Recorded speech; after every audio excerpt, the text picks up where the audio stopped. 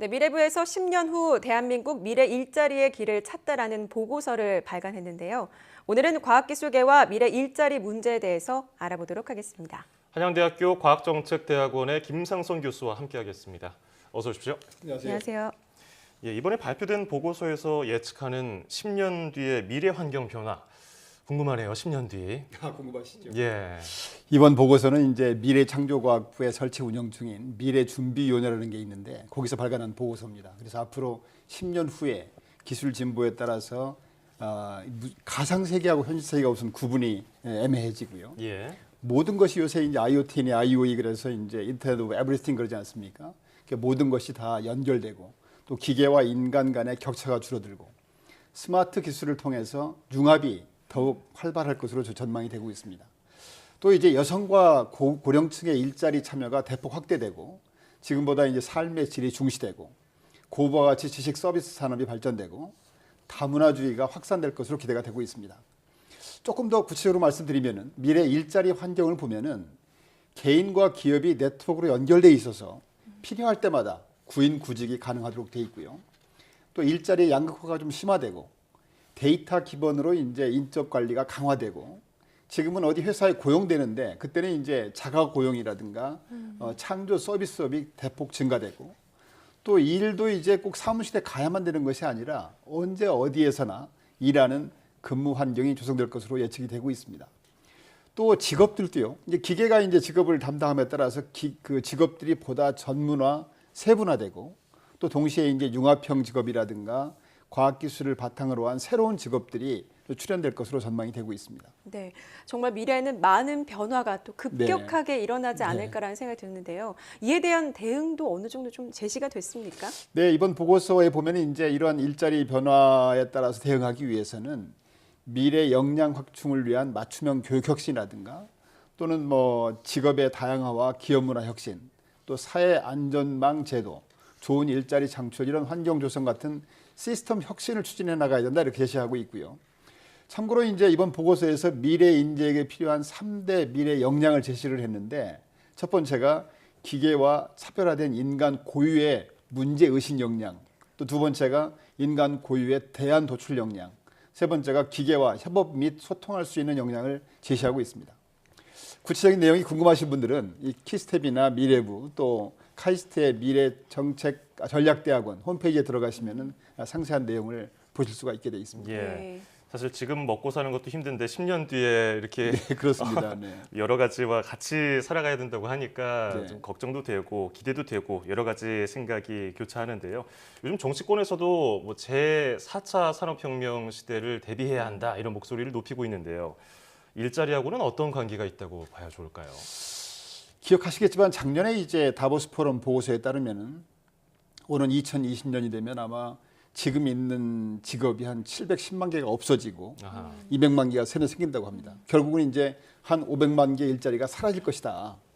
그렇게 예측을 하고 있고, 그러니까 지금 아마 초등학교에 입학하는 학생 중에서 65%는 현재 존재하지 않는 일자리에서 아마 근무하게 될 것이다. 이렇게 해서 미래 일자리 걱정들을 많이 하는 것 같습니다. 예.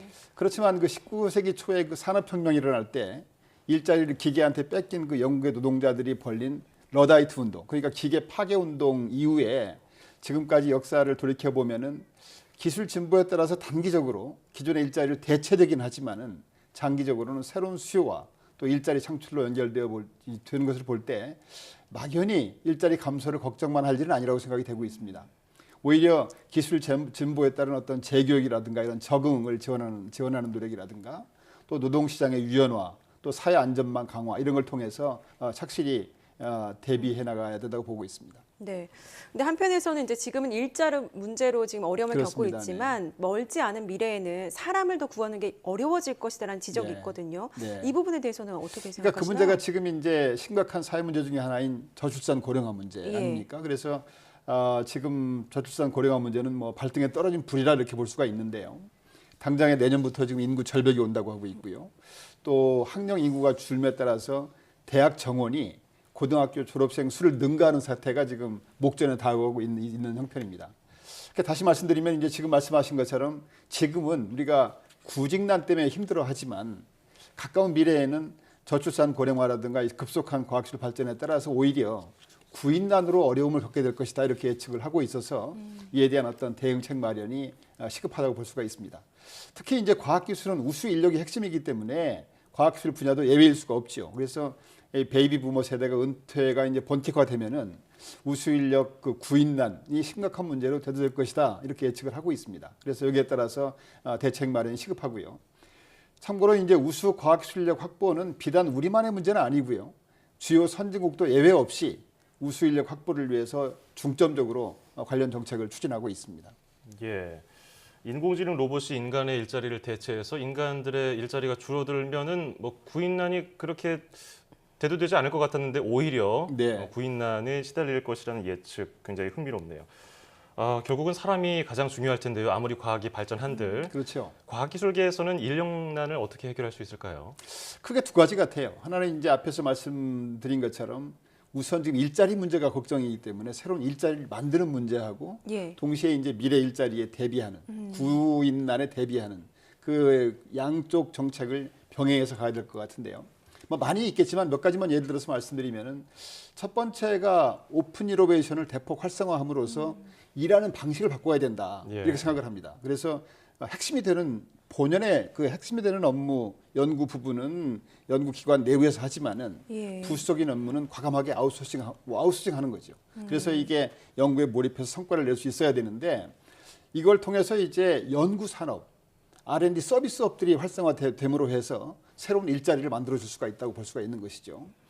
두 번째가 이제 대학이나 출연연 같은 그 공공 부분의 지원 인력 규모를 선진국 수준으로 대폭 증원합니다. 그렇게 됨으로써 새로운 일자리를 만들어줄 뿐 아니라 연구자가 연구에만 몰입하고 지원 인력들이 지원할 수 있는 그런 시스템을 가져감으로 해서 연구 생산성 제고에 기여할 수 있을 것으로 보고 있고요.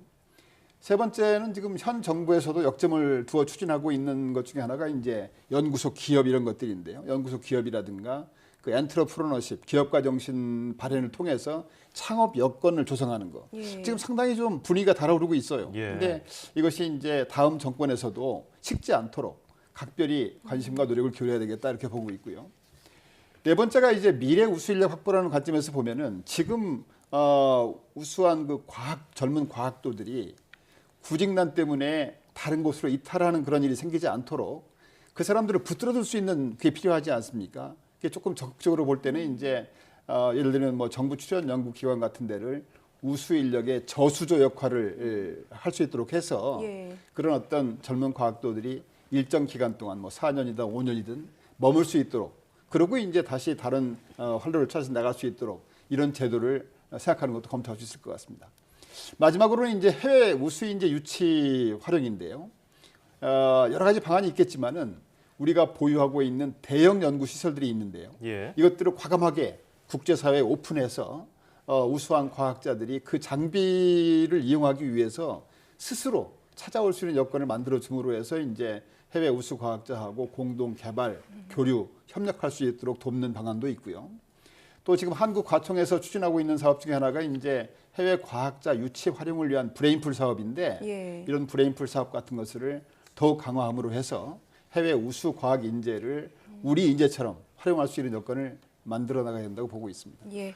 자, 오늘은 일자리 문제와 관련해서 과학기술 분야에서 어떻게 대응해야 될지에 대해서 자세히 살펴봤습니다. 지금까지 한양대학교 김상선 교수와 함께했습니다. 오늘 감사합니다. 감사합니다.